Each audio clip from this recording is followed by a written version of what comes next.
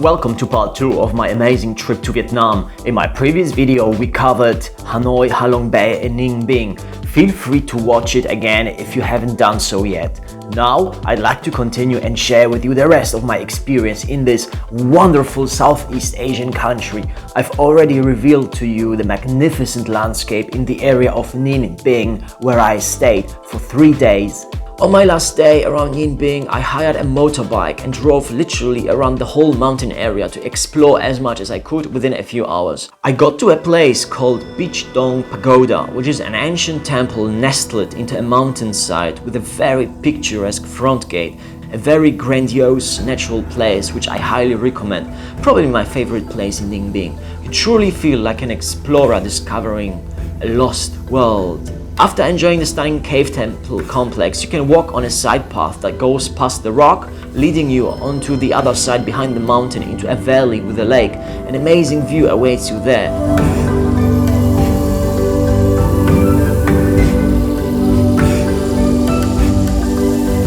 You feel like you landed on a movie set of King Kong or something. The vegetation and overall landscape is so primal and rich, though you're really not far away from the main road and infrastructure. I took my time to walk, sit and enjoy the solitude and silence, feeling wonderfully lost in this beautiful valley behind the temple rock.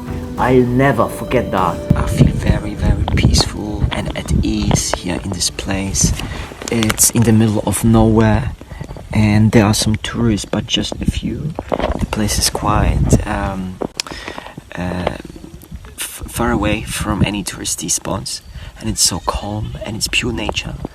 And I have to say, I love Southeast Asia and Vietnam, and here is where my heart lies.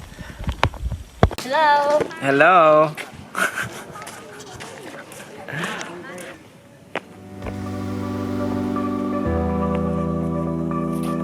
The last highlight is the Bai Dinh Pagoda, a large pilgrimage site featuring an original Buddhist temple and newer pagodas in an open, huge courtyard. You can enter the giant pagoda and go to the very top to enjoy a magnificent view of all the temple buildings within the complex area and also the majestic mountain ranges that surround you from every side in the background.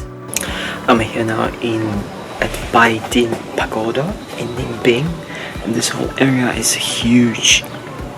So I'm now on the 12th floor and you can see it here, overlook it. It starts over there and goes all the way down there. And the view is amazing. Two local girls approached me at some point with the intention of trying to practice their English. So we walked around together and enjoyed the time and place. Hey y'all! All good? Yeah, good. Hey Ling Yes. and Lin. Yes, we help each other with English. And the temple. Bai Dinh. What's the name of the temple? Bai Dinh. Bai Dinh. Bai Dinh? Yeah, I knew it.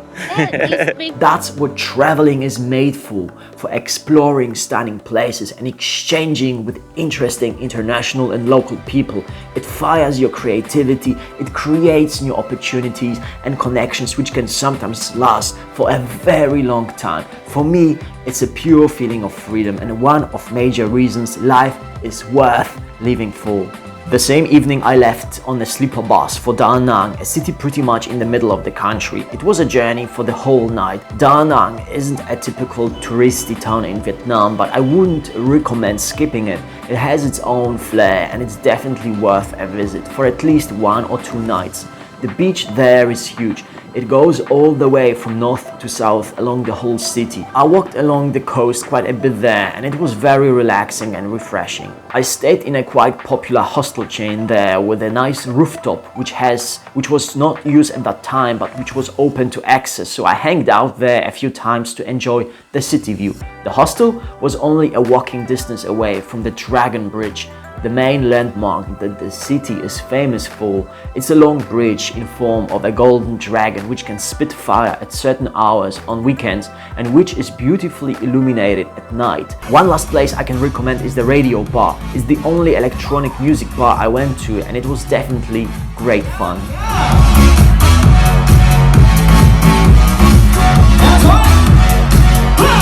If you visit Da Nang, you shouldn't miss Bana Hills. It's a hill station and resort located in the mountains very close to Da Nang. It was built as a French leisure destination and it's supposed to simulate a typical French town with its architecture and church. You can get there via a cable car and the view during the dry season must be amazing. For us, unfortunately, the whole mountain region was covered in clouds, so all we saw was a wall of mist. You could see maybe within a 50-meter distance. Anything further than that became really foggy. Still, it was great to visit the place. The Golden Bridge, its latest tourist attraction, became quite popular with tourists. It's a 150-meter long pedestrian bridge held by two giant hands to support the structure. It looks quite stunning and the clear view must be mind-blowing. Okay, we are here on the Golden Bridge and you can see it behind me. Can you see it behind me? Yeah, the hand here. But it's so hazy and windy, you can't see a thing. But yeah, I've been there. From Da Nang I went to Hoi An. It's a well-preserved ancient town with canals, a picturesque lovely place overrun by tourists, and no wonder its architecture combines different influences. There you'll find wooden Chinese shop houses, colorful French colonial buildings, ornate Vietnamese tube houses and the iconic Japanese covered bridge.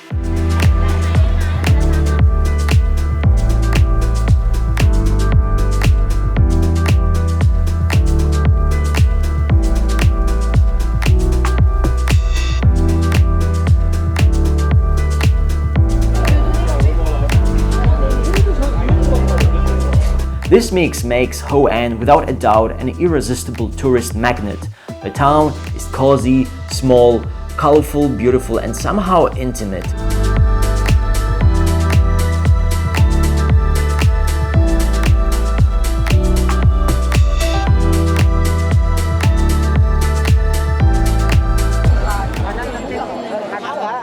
By night, the illuminations are gorgeous, making this place look almost like out of a fairy tale book.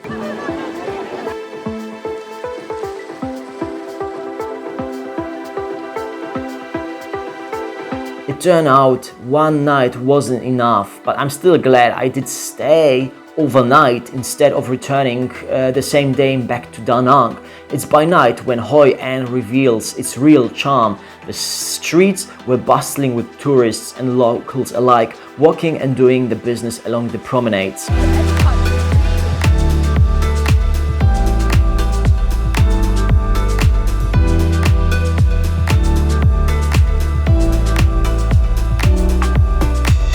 In Hoi An, you have to be careful with your money, as there's lots of fraudsters able to do some tricky sleight of hand to steal your money. Never ever let anyone touch your money on the street, and especially not in Hoi An. You've been warned. Anything than that, the town felt really safe and exciting. Just remain vigilant, especially at night, and don't get too drunk. After the stay in charming Hoi An, it was time for the final destination of my Vietnam tour. I flew south to Ho Chi Minh City. Ho Chi Minh City, or simply Saigon as it might be known in the West, is the largest city in Vietnam, though not its capital. It lies in the very south of the country and is the economic and financial center of Vietnam, also famous for its Vietnam War history. I stayed in a crappy and not so clean hotel close to a very busy traffic hub in the very city center. There was a chill sky bar nearby, and I have to say, I love sky bars. I enjoy seeing a new city from every direction. Whenever I come to a new destination, I try to get on a viewing deck somewhere to catch a glimpse of the skyline, and sky bars are the perfect place to get that feeling. Go to the War Remnants Museum. It's a memorial museum exhibiting photographs, weapons and other objects from the Vietnam and Indochina Wars. The Vietnam War was an important and tragic part of the Vietnamese history, and it's interesting to see the recorded memories from the Vietnamese point of view. The Vietnamese perspective might not be entirely objective, but still, to become aware of the tragic experiences from the wars should be an integral part of every first-time visitor to Ho Chi Minh, as those experiences define the city's historical identity. Visiting the Independence Palace should be a must. This museum is absolutely unique and fascinating. It's a historical building of the Vietnam War era with tours of government offices, war rooms and artifacts. But don't be mistaken, it's not another boring and distant history museum. Everything about the past era becomes incredibly alive in this place. To walk in the places where important decisions were made and the head of state resided is absolutely intriguing and fascinating. Go check it out when you're next time in Ho Chi Minh. Another highlight for me was to see Landmark 81 from up close. It's a super tall skyscraper, the tallest completed building in Southeast Asia that houses a hotel, business facility, luxury apartments, you name it. Landmark 81 is the heart of a high-end urban business area called Vinom's Central Park. It lies north of the historic city center. The whole area is a truly modern concrete jungle built on the western banks of the Saigon River. I didn't go on the upper deck of the skyscraper, which I can imagine would be another splendid city view. However, I walked around the park along the river and the impressions were stunning. So many families and children play there, definitely a happy place to be. Although very urban, modern and expensive, it's definitely worth a visit. Landmark 81 overlooks the entire city and I already saw it from the plane for the first time when I was landing. It immediately caught my attention, so it's truly a landmark for the city.